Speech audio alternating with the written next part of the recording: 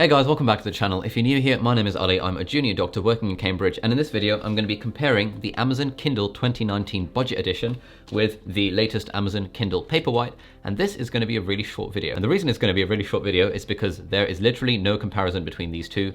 If you're in the market for a Kindle, you should buy the Kindle Paperwhite. You should forget about this budget 2018 Kindle. The main reason I feel so strongly about this is because this budget Kindle has a screen resolution of 167 pixels per inch compared to the Kindle Paperwhite, which has a screen resolution of 300 pixels per inch. So when you compare 167 with 300, you see a noticeable difference. I'll link to the Verge review of the Kindle. They say that reading on the 2019 Kindle feels like looking at an old computer screen, whereas reading on the Kindle Paperwhite feels like reading. It feels like reading on a piece of paper, and I could not agree more with that. This is the 2019 Kindle, the cheap one, the one that's like $89 or 79 pounds. It genuinely makes my eyes want to bleed. It's like back in the day if you had the old MacBook Air and then you switched to a Retina MacBook Pro, but then you looked back at your MacBook Air display, you would notice that it's just so bad. And that's the feeling with this 2019 Kindle. Yeah, it'll save you 30 pounds or $40 if you get it, but honestly,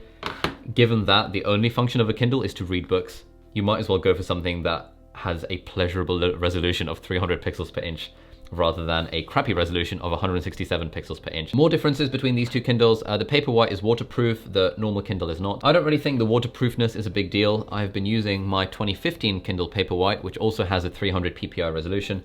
I've been using that in the bathtub. I've been taking it on holiday everywhere. I haven't submerged it in water, but when would you need to submerge a Kindle in water? That pretty much brings us to the end of this video. I don't want to take up too much of your time. If you're in the market for a Kindle, please do yourself a favor. Do not get this Kindle, throw it away. Instead, get the Kindle Paperwhite. This is wonderful. The Kindle is honestly one of the most valuable pieces of technology I have ever bought in my life. In fact, after the camera that I first bought in my 4th year of med school, which kickstarted my YouTube channel, the Kindle is the single most valuable piece of tech I have ever bought because it's just, you know, allowed me to read books so easily. And yeah, some people say that, oh, I don't want to get a Kindle because I like the feel of a paper book in my hand and I like the way it smells and all that stuff. And I used to think this as well until I got a Kindle and realized that, yeah, you don't get that smell of a book. But honestly, when you're reading a book, at least for me, it's far more about the content of the book and far less about the fact that I'm reading a book. Maybe if you want to romanticize reading a book, then fine. But honestly, this will change your life. It just reduces the friction to reading books to the point where it's so minimal. Like every time I hear a new book recommended on a podcast or by a friend, I literally just log into the Amazon thing on my phone and I just buy it on Kindle. I don't even look at the price because it's so irrelevant how much a book costs anymore, because the amount of value you can potentially get from a book is just astronomical. Anyway, I have talked about a Kindle long enough. I've done another video where I talk about 5 recommended tech for students, and I talked about the Kindle in that.